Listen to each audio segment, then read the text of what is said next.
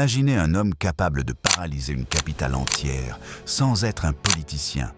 Un homme qui, seul face à son destin, remplit l'esplanade du palais du peuple sans le soutien des puissants. Ce jour-là, la Guinée n'a pas seulement vu un concert. Elle a vu une prise de pouvoir, mais derrière les lunettes noires et les punchlines qui brûlent, qui est vraiment Alpha Midiaou Ba? Comment un enfant blessé par la vie, envoyé en exil pour fuir la délinquance, est-il devenu le stratège le plus redouté et le plus respecté de toute une nation? Préparez-vous à entrer dans la tête du Sicario. Voici l'histoire d'un guerrier qui a compris que le savoir est la plus puissante des armes. Tout commence le 24 février 1985 à Koundara. À cette date, la Guinée ne sait pas encore qu'elle vient de voir naître l'une de ses voix les plus insoumises. Mais avant de devenir le général de la culture urbaine, Alpha Midiaou Ba a été un enfant nomade, forgé par les routes de la moyenne Guinée.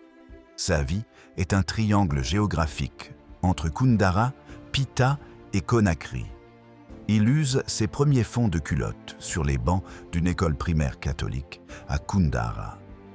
Tout semble tracé jusqu'à ce que le destin frappe une première fois. Un accident brutal vient briser la monotonie de son enfance. C'est le premier test de sa résistance. Après avoir décroché son examen d'entrée en 7e, la vie l'arrache à ses racines. Sa mère est affectée à Pita et il la suit. Mais le répit est de courte durée. La tragédie s'invite à nouveau. Sa maman tombe gravement malade et doit s'envoler pour les États-Unis afin de chercher la guérison. Seul, face à l'absence et au doute, le jeune Alpha rejoint la jungle de la capitale, Conakry. Il s'inscrit au lycée Koumandjan, où il traverse les années collège et le début du lycée. C'est dans ces couloirs, entre la rigueur des études et les appels de la rue, que le futur Djani Alpha commence à observer le monde. Il comprend alors une vérité fondamentale. Quand la vie vous prive de vos piliers, vous n'avez d'autre choix que de devenir votre propre fondation. Chaque ville traversée, chaque épreuve subie n'était pas un frein, mais une leçon de survie qui préparait l'explosion atomique à venir. Pour éviter de basculer dans la délinquance, sa grand-mère l'envoie à Dakar. Ce n'est pas une punition, c'est une formation militaire intellectuelle. Un coup de génie. Là-bas, Djani ne fait pas que traîner en studio. Il bosse. Il décroche un diplôme en multimédia et en commerce. Retenez bien ça. Quand il revient, il n'est plus seulement un rappeur.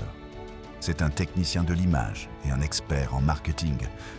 Son nom de scène naît Djani. Dynamique, jeune Africain, aux nouvelles idées d'intégration avec la force de frappe atomique. En 2004, il fonde Katen Desha, qui ne lâche rien. Il tape dans l'œil de Didier Awadi et enregistre son premier album au studio Sankara. Mais l'album ne sort jamais. Échec? Non, carburant. En 2009, il rentre en Guinée avec un slogan qui humilie la concurrence. Vous allez comprendre que les autres ne font pas le rap en Guinée. En 2012, il rafle tout au djembé d'or. Le message est passé. Le roi est là.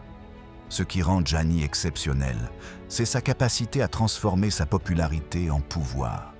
Il n'est pas là pour les likes, il est là pour l'impact. Il cofonde le mouvement Wonkai 2020 et devient la figure de proue du FNDC. Sa popularité n'est pas un hasard, c'est une science. Il sait quand parler, quand se taire et quand frapper. Juillet 2022. Il est arrêté brutalement. La vidéo fait le tour du monde. Mais même menotté, il domine. Il regarde la justice dans les yeux et ne tremble pas.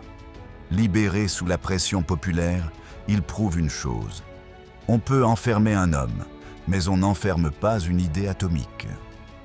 L'histoire de Djani Alpha est une masterclass de vie. Voici ce que vous devez retenir pour votre propre empire. 1. L'intellect avant le micro.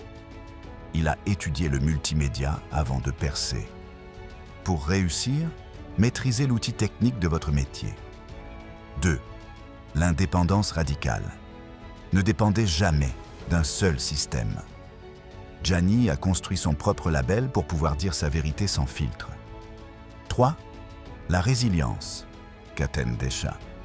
Son premier album est resté dans un tiroir à Dakar, mais il n'a pas arrêté. Le succès appartient à celui qui refuse de mourir. 4. L'utilité sociale. Il est devenu une légende parce qu'il s'est battu pour les autres.